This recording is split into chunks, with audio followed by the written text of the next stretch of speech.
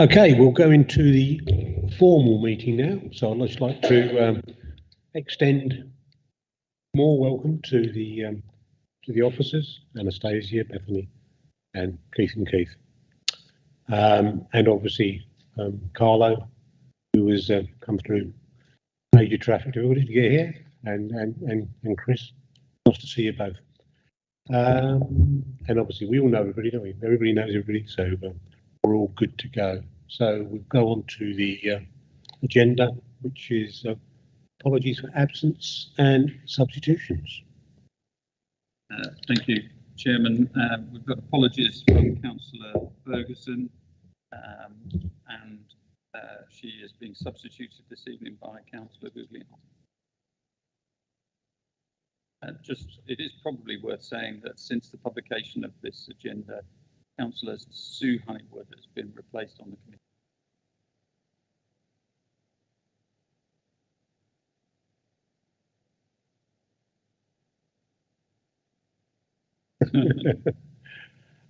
Item 2, which is minutes of the last meeting, pages 1 to 6. This is Tuesday, 7th of March. Jim, this is your moment of fame. Would you like to propose the minutes? Me and you were the only two here, so Jim will propose and I will second. And as we were the only two here, we'll say aye, aye, aye. Item 3, declarations of interest. Just to remind councillors to declare any disclosable pecuniary interest or personal interest and the nature of it in relation to any item on the agenda. Item 4, which is the question on notice pursuant to council procedure rule number 38.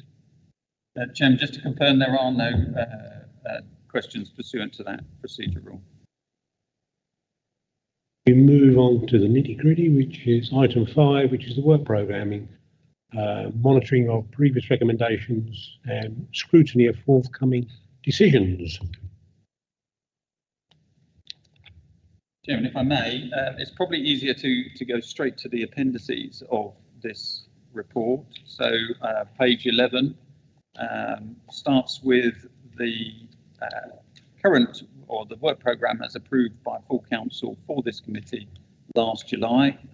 So ostensibly for the committee from that point in time to deliver, and between pages 11 and 15, it identifies the extent to which those inquiries were completed or for a range of reasons were not able to be completed. So that's all set out in the paperwork for you.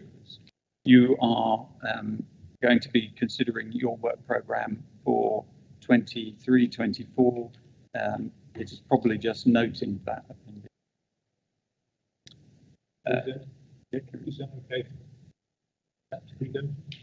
Then turning to Appendix B, which is on page 17, it is your recommendations monitoring submission, and that sets out your recommendations from the 7th of March meeting of the committee and identifies that they will be submitted to Cabinet on the 21st of July.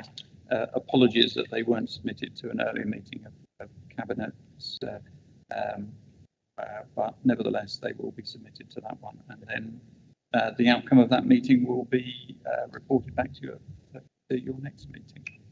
So that's Appendix B. If there's any questions, but otherwise it's really just to note that position. The work programme will be proposed by myself at full council.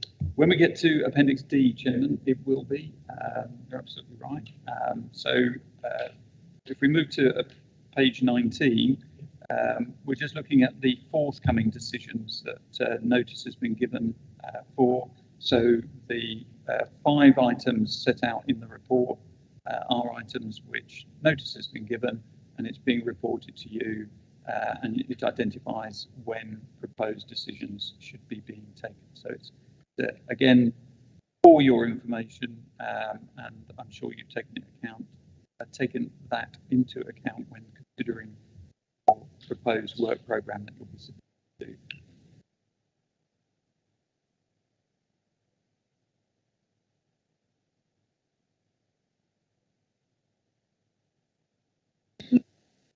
with health partners to use funding to address inequalities. You've said it's not a key decision. And that's because that has been discussed on a broader sense. That sits under the agreement. I think, Chairman, I think it's worth saying that if the authority is to receive or cause expenditure of over £100,000 or otherwise it has a major significant effect on councils on a services budget or has a major impact on more than two or more wards, then that would be a key decision.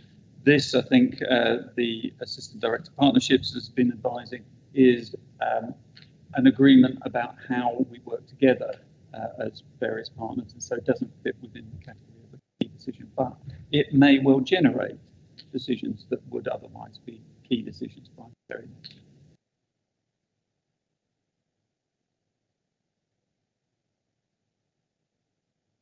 Chairman, that's Appendix C. Again, I think unless there's something that councillors want to bring out from that, that's really to receive and note.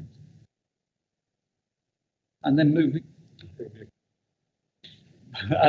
on to Appendix D, which is what has come out of informal meetings of this committee members.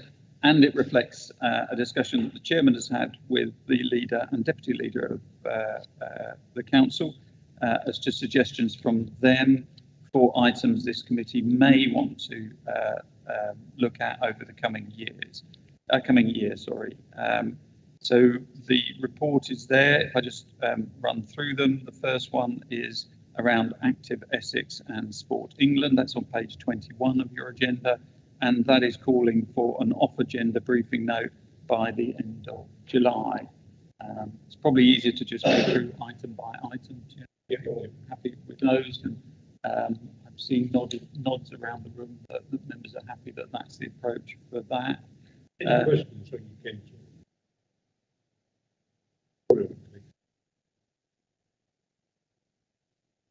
Just generally grill me, not about the subject matter. Page 22 identifies, a policy on events on council land. You will notice from the earlier Appendix C that there's a proposal to submit a policy to cover use of council land. I think that if and when that policy starts to come to fruition, I don't think it will be scheduled for this coming meeting of the cabinet, and so I think it's something that you can record and indicate that you'll pick that one up at some point, as and when that policy starts to journey through the governance arrangements for that policy. I think on that maybe just shows of restrictions have been proposed, and sometimes it's not actually supported by some of the local population. So I think that's quite an important one, really, because I think we've got some lovely public open spaces in tendering, and I think it's an ideal opportunity to make sure that that it's always done with the benefit of all in mind.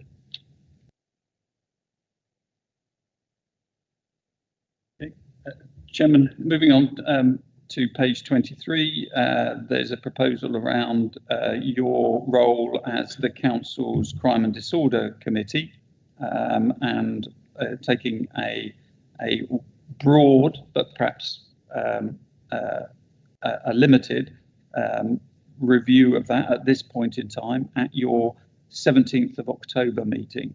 The Police, Fire and Crime Commissioner was approached about perhaps having a meeting in July of the committee and presenting to that.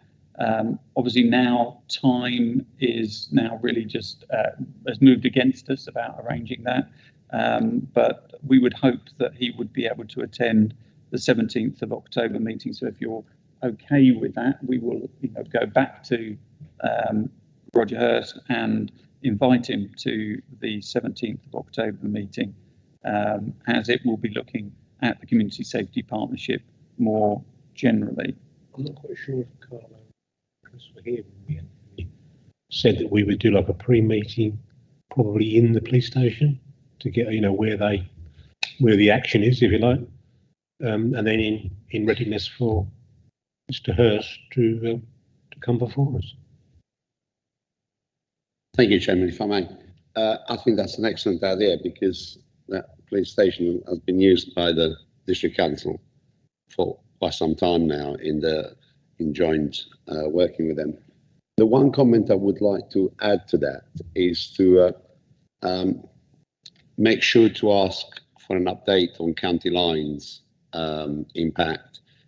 As you may be aware, I compiled and I led the group at county pre-COVID that looked at county lines and impact and ramification. And now work is underway to do a follow-up to understand the impact from COVID, just how much worse things have got since then. And the PFCC is quite keen to obviously engage. It's something that's quite pivotal to one of its priorities. And that would be really, really good if you were to include that.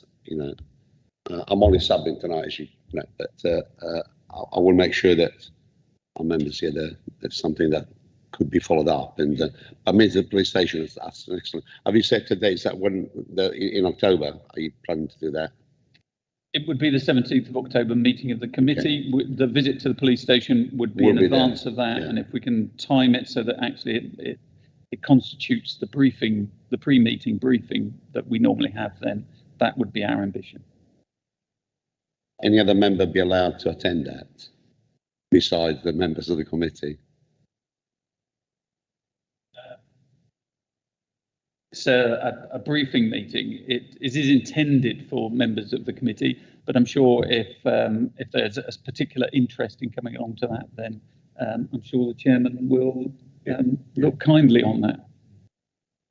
Yeah, I appreciate it. You don't want to become a free-for-all, but I think there'll be maybe some members specifically interested into certain topics, and I wouldn't mind attending myself. That's perfect. Thank you.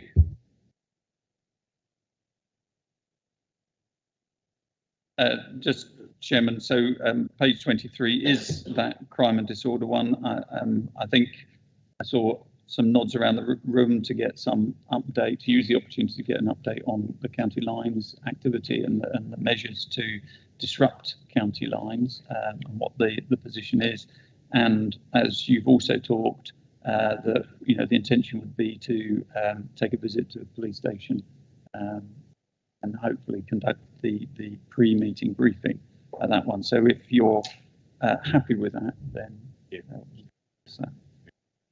I should say, Chairman, and it probably shouldn't fit under this item, but you also have indicated that perhaps at that meeting, bearing in mind the relatively new nature of the portfolio holder for partnerships is, and the importance of this committee working well with that portfolio holder, is inviting them to the start of that meeting to just talk through for perhaps 10 minutes or so, just on the work that is being undertaken and the priorities of that individual in that role. Not as such for an inquiry, isn't meant to be holding their feet to the flames or anything. It is just a case of starting that dialogue. Yeah. So if that's also agreed, then we can make those arrangements around that. The next item, page 24, is an education-based inquiry. There's already different elements to that set out in the paperwork, and I think that the idea is it could well be to extend that and add a further thread to the work of that under that inquiry, I should say, around mental health across primary and secondary. So if that's the agreement of the committee, then that can be incorporated in that scope. We will probably need to give some more thought to what further information needs to come in to support that thread of the process, but I think that can be done through a task and finish group. They can look at that and identify that, and obviously therefore who would be best to address the inquiry on those different threads. I think bearing in mind the extensive range of different items that have been proposed for this, that we probably just need to recognise that the resulting task and finish group will need to prioritise those threads as to what to start first, what to move on to, etc. Bearing in mind that's quite a heavy number of items for one group of councillors to be looking at across a year. So, and it may well be that the task and finish group may want to bring back interim reports rather than waiting for the totality to have been looked at and a fully finalised report. So with those caveats, I think that's what the committee is wanting to see established for that. Chris, and sorry. In regard to the homeschool item, could we also include children who are homeschooled because the Education Authority has decided that that's what's best for them? Because not everybody that is homeschooled because their parents want to take them out of school. There is a section of children that are quite a large cohort that are homeschooled because the Education Authority either can't find a place to put them or have decided that they would be better off having a one-to-one at home. And that causes a whole range of difficulties because obviously if you're home with your tutor, when you then try to go for further education, you move from a place where there's 4 people in a room to, if you try to go, for example, the Colchester Institute, thousands, and there is very little attempt to try and integrate before you go. And I do think that that is one area from personal experience where it seriously needs looking at, because very often you become one of the forgotten people where you're statistically included as being part of education, but there's very little, shall we say, checks done during the period that you're homeschooled. Thank you.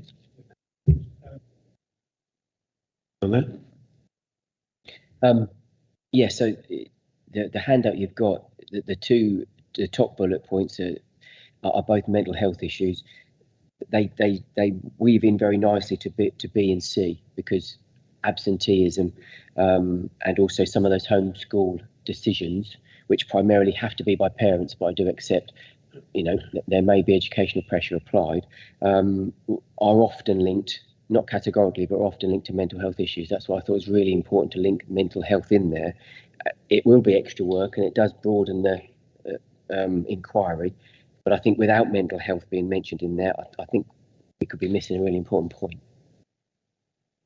Thank you, Mr. Chair. I mean, my view is that if you are isolated from your peer group, if you're stuck in your home environment, there are a whole range of social issues that you struggle with.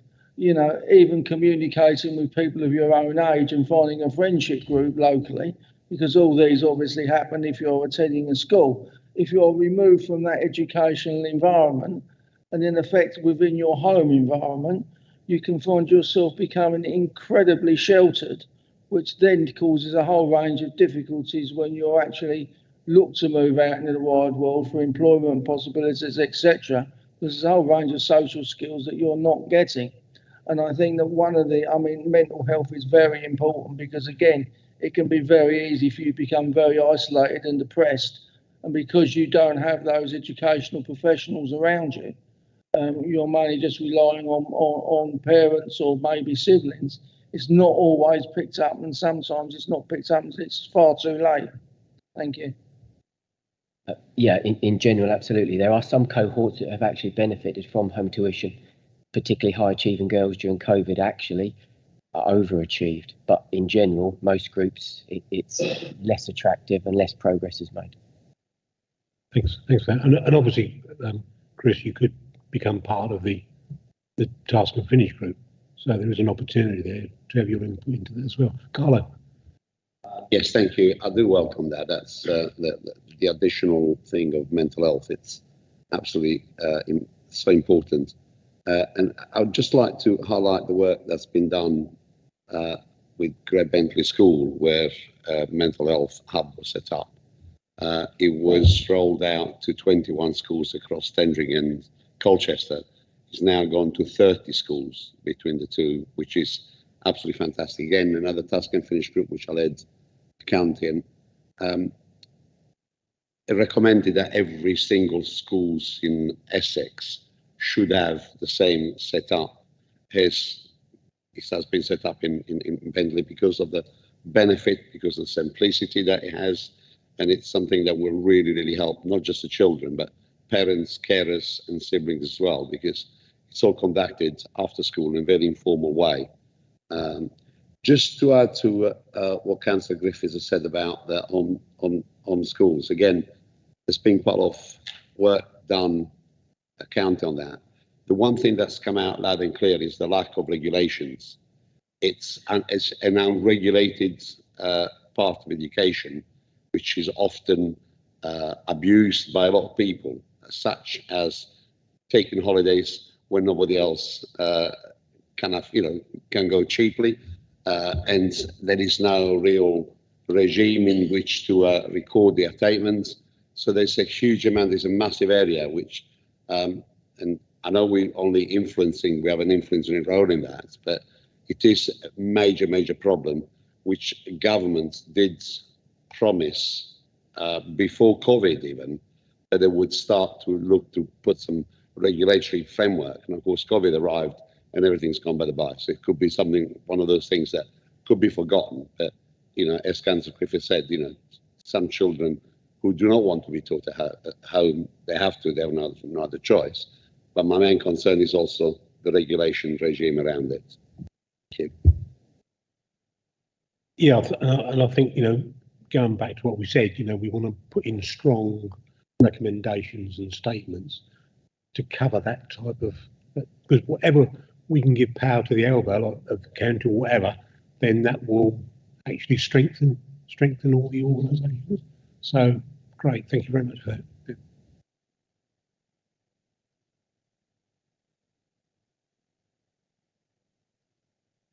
Did ask to give us some information on success rate with home tuition. But going on from that, what worries me is the forgotten children. Now, the forgotten children, I deal with them every single day of my life, where they get expelled from school. Nobody, the parents are not interested, and then the children then go feral, and they're roaming around the streets of Harwich, Clacton, doing damage. But it never ever seems to get picked up by the education. They're still, in a way, a part of the education, but nobody seems to pick it up. And if I report a group of children going around doing damage, police don't care. Nobody cares. They're forgotten. I call them forgotten children. And I really think that should be put onto some sort of hearing to find out why. I'd like to know why they're forgotten. Didn't you bring it up over our last session what we had? So I think maybe that is an area where we could sort of push on a little bit and see if we can make a positive statement about it. Yeah, well done. Yeah. So just to answer that, I mean, forgotten, missing, the terminology is significant. Every school every morning has to make contact with a child that's not in the school. It's what answer they get. So if the parents say they're unwell and then they're on the streets of Harwich, that's the issue.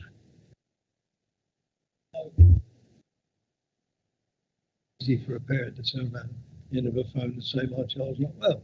But I call them, I always call them forgotten children because that's what they are. They're roaming. I'm not going to go through it again, but that you see the point I'm trying to make. And something somewhere should be done to find out why they are human beings. They're not. I mean, I might be bad children, but you know, someone's got to do something for them somewhere. And I think it's our job to find out what we can do for them or something.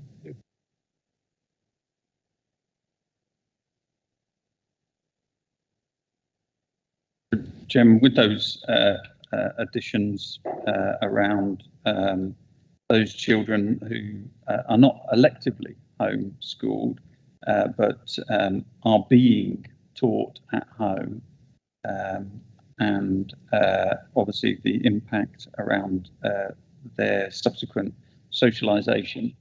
I think that's the committee's sort of saying to go ahead with that. We've already added in the mental health elements. So the next one is still on page 25 and... Sorry. Yeah. Sorry, Chairman, just a belated thing on education. The agenda was today published for full council, and those who've seen it, there is a motion on there to address the problem that we've had in Miss Lee Norman Primary School. If the motion is successful, it will call the council to take some actions and look and write to certain people. But it would be quite pertinent if this committee could also keep an eye on progress on that. I think Anastasia, Terry and I were on a call this afternoon with the Vine School Trust, and although things are a lot clearer now, I still have great concerns about what's going on in the future, because the potential is for the Crew School to shut, and any other school where the rack is reinforced, autoclaved, aerated concrete, which was a cheap material that was used in the 60s to build schools and hospitals and things, and now suddenly, after 30, 40, 50 years life, it crumbles up. So places are going to be closed. There might be other schools that come forward with the same problems. You know, any school that was built around about that time, it'd be very, very unlikely that they won't have the same problem. The extent of it, it's obviously different. So just really flag that up. If the motion is successful, you know, it might be something the committee might like to keep an eye on that.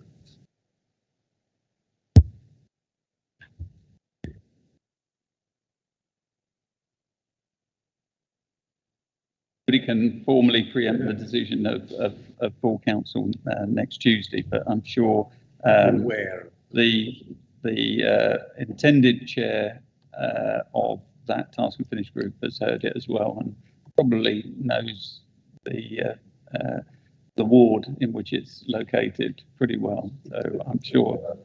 Yeah, good. Thanks for that. I think it does show. That, but we can have a real input into making strong comments. So thanks for that. Thanks.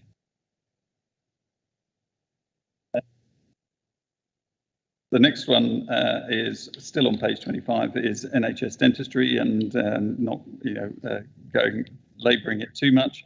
Obviously, earlier this year, the pre-elections version of this committee looked at this subject and had members of the local ICB come and talk to them, as well as the BDA representative, Professor Nick Barker, and the issue at that stage was that NHS dentistry provision in tendering was directed by NHS England, and from April of this year that shifted over to the ICB to manage that, and so the intention would be at your 23rd of April meeting of the committee is to undertake an inquiry about what has happened across that year. And obviously a number of members around the table will remember what was said to them by the ICB colleagues prior to them taking over the responsibility for delivering that. So that would be the intention for that inquiry. Yeah, okay.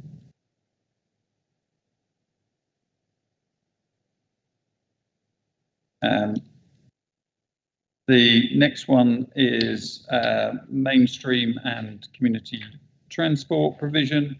And I think it, from suggestions from members of the committees, it would also be sensible to look at links between the various communities that make up the district, as well as it says there, intermodal exchanges within those communities. Looking at the timing of it, I think there's a suggestion that the committee would like to start this sooner rather than later through a task and finish group. I think the committee is looking to see the timing to be summer 2023, and as I say, through a task and finish group. And I think looking at the material that the committee might want to reference, I think a recently published East of England transport strategy would be added to that. It's probably timely for that and the education task and finish group that's proposed, that in order for those task and finish groups to start their work after the 11th of July meeting of council, and on the basis that council approves this work programme, then we would like to get the task and finish groups up and running as swiftly as possible. So if the committee is content, that could be delegated. I would suggest in consultation with the chair of the committee, so that we can appoint those task and finish groups on the normal basis that they would be broadly representative of the overall complexion, political complexion of the council, so that we can get that done. So we'll, after full council, that would mean that we would write out to members of this committee initially, seek nominations, and provided that gives us, let's say 5 members of the committee, and it is broadly representative, then we could formally establish that in delegated powers, if you're minded to approve that. Yep. I'm taking the general assent of the room to being that you are approving that delegation. Yep. And then moving on, page 28, the suggestion is there to, certainly initially, to seek an off-agenda briefing in respect of health inequalities and the steps being taken to address these, and asking for that by the end of September 2023. And what that then facilitates is that members of the committee will be able to read the off-agenda briefing and then bring any issues back at the 17th of October meeting of the committee, and look again as part of the ongoing review of the work programme to see whether a further inquiry is needed into that area. So if you're happy with an off-agenda briefing on that item. Again, Chairman, I'm seeing nods to that. Page 29 is a proposal in relation to the council's partnership with Essex County Council and a number of, I think all of the council, all of the district councils in North Essex as part of North Essex Parking Partnership, and to look at the business model of that and how it works and what the issues are potentially for tendering in relation to that. So that is still to be allocated. Colin. Thank you. North Essex Parking Partnership, as we all know, this was something that was thrust upon us without too much choice. You're either in it or out of it, and the decision was taken to be in it because there was not much choice. However, it would be quite good if some suggestion would come forward to enable the members of the district council to be better informed of the schemes that come forward. I'm not going to go into the nitty-gritty of the mechanics of it all, because it's an horrendous setup. It's completely run by one officer, and God only knows how he's got so much power. That still remains an issue, but there is very little communication from the time a scheme is submitted to let the members of all the district's authorities know what schemes what that entails, because it could be that something important might be missed out of the scheme, and to add it on a later stage, it becomes very expensive, very cumbersome, and the answer is always 99 times out of 100, no, we can't do it, it's too late. So I think there will be a very good opportunity for this committee to suggest that better communication is put in place to let all members know what goes on in that patch. Just suggested. Chairman, just pursuing that, I think the committee was minded, although this is still to be allocated, is to use the opportunity of your meeting on the 23rd of January to have the portfolio holder who is a member on the NEPP come and talk about how NEPP. So again, a sort of 10 minutes, not meant to be, intensive grilling, might be grueling. So there's the opportunity of that. So members of the committee can then ask exactly the sorts of questions that Councillor Guglielmi has just posed in relation to how schemes are developed, the extent to which that's communicated, and how perhaps that can be improved going forward. $64 question is, I can ask you for your own personal opinion, that's all going to play out, but is January a good time scale? And as much as obviously there must be discussions going on now, will those still be ongoing in January, or is there a time that decision is going to be made? January is a very good time, because the schemes are all approved in October, so it gives you a very good run up to it. Scheme can be submitted right up to March time, because it takes quite a few months for them to be worked through. So that would be just a very good timing. And I know the current rep of the council is very keen to have a conversation with him, and so it'd be very good timing for meeting wise. Thank you. So, Chairman, that is Appendix D that's been gone through. It probably would be helpful just to again seek the agreement of the committee that they're happy to submit that to full council next week. I think there's one thing that is needs to just be said is you also have a meeting of the committee scheduled for the 11th of January. And that is specifically to look at the financing of partnerships. So historically, the Resources and Services Committee has looked at budgetary matters, but the proposal coming out last year was that actually this committee looks at the budgetary implications for partnerships and how it is taking in cash, how it is spending monies, and supporting the work of partners, and how partners are supporting the work of this council. So not lose sight of the fact that that is in the calendar to be done. So with that addition, that is your work programme, subject to the committee just formally agreeing that. Okay.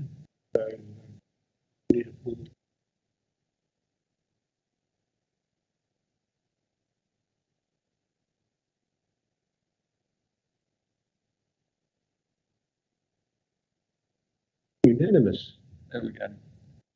Can't be bad.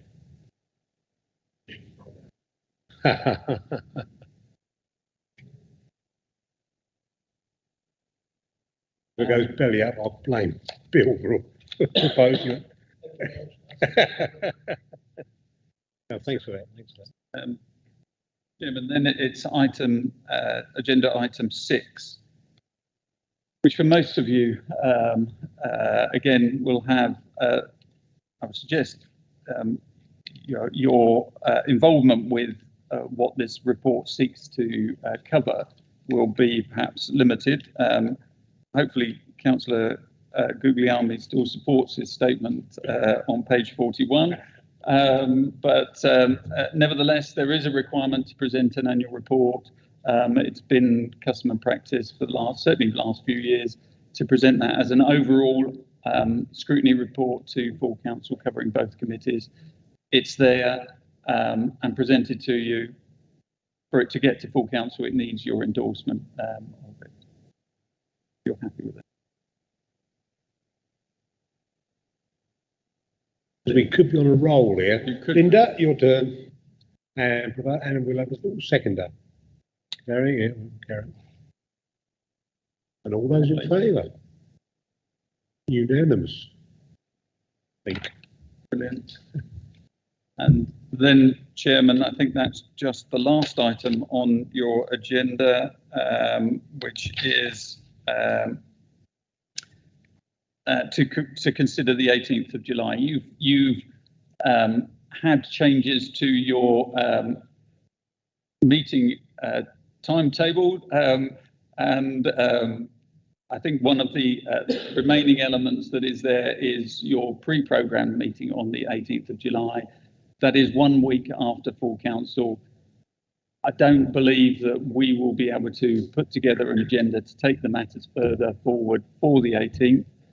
But I do think there is, by taking it out of the schedule at this stage, it will mean that hopefully you will have the capacity, because you're not encumbered with attending that meeting of the committee and preparing for it, etc., that you will be able to take forward, and officers will be able to help you take forward the 2 task and finish groups that you're proposing to set up, subject to the decision of full council next Tuesday. Yeah. So we could use that as a bit of a wriggle room for us to push on.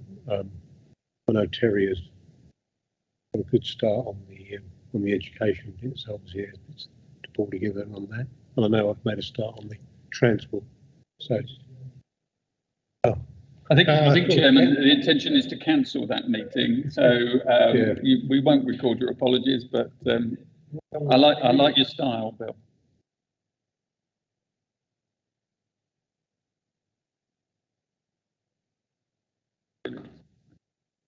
Thanks. That concludes the meeting for tonight, and just like to thank everybody for their participation.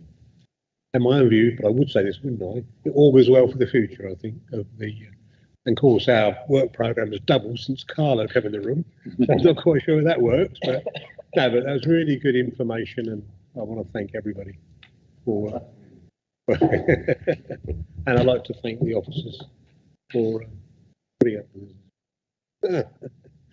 Thanks. See everybody at full council. Yes, brilliant. Yeah.